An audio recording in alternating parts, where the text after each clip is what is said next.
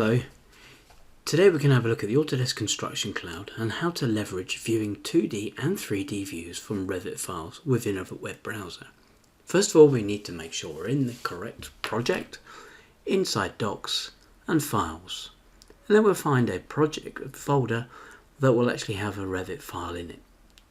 So here's our Revit file. Just by selecting this, we'll actually open up that file inside our web browser. Now the viewer has numerous tools that we can use. First, the orbit tool, and this does just this. It orbits around your model. If I use the mouse and use the wheel, it will actually zoom in.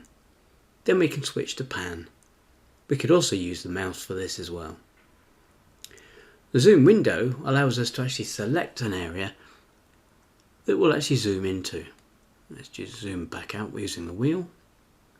And we also have this fit to view option as well. And this brings the model back to the extents. And it goes straight back into orbit. So let's use the zoom window again and select an area that we want to zoom into. The reason why I've done this is to use this first person option. By selecting this, it will actually give you the controls that are available for this first person. I tend to use the mouse an awful lot, along with the arrow keys. We can turn this off so we don't get reminded of this again. We also have a little mini map that shows us exactly where we are at any particular time in the model. So if I use the arrow, we'll actually move as if we were actually walking around the model.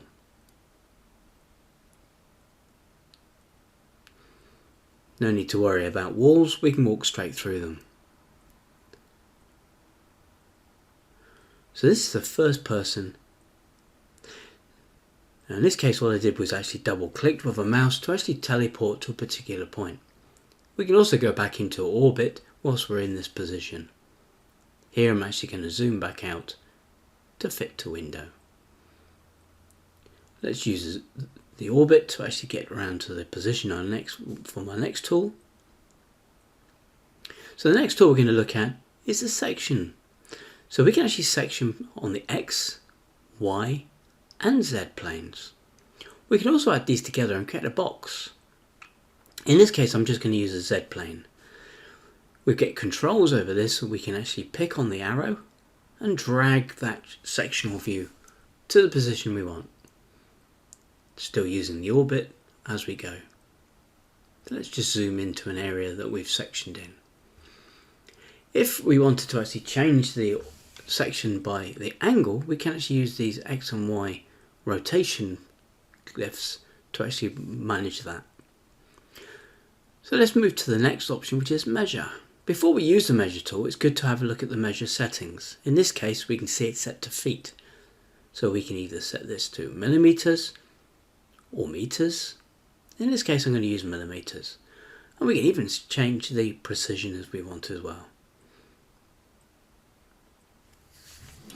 So that remembers now for the measure tool. Every time we use the measure tool, we're now going to be using millimeters.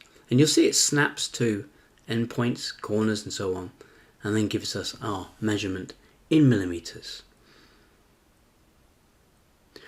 We've got other options here as well. We can choose angle, or if we wanted to, we can actually calibrate. Now with this being a Revit model, this should be accurate, but if it was a PDF, we'd probably want to calibrate that. In this case, I'm just going to delete the measurement I just put on and finish that.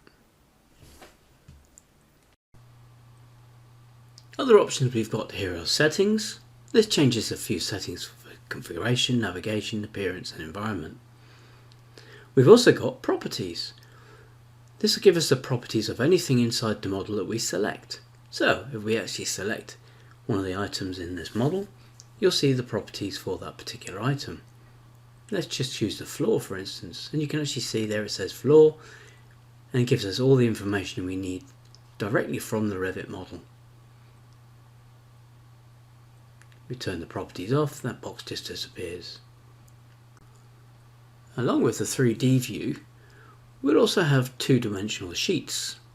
If we select this icon at the top here, we can see there's our 3D view that we're looking at the moment, and these are the 2D sheets that have come across with the model. So let's select one of these. Now you'll see slightly different tools available, mainly the orbits this bit because this is just a 2D sheet. But again, I can actually zoom in using my mouse and I can pan. We now get a nice little mini map that shows us exactly where we are within that whole sheet. We also get markup tools available for us as well. So in this case, let's put a revision cloud here. Once we've selected revision cloud, we can either edit it or we can publish it. So this means that everyone else in the project can actually see that revision cloud. So this is 2D and 3D viewing of Revit files.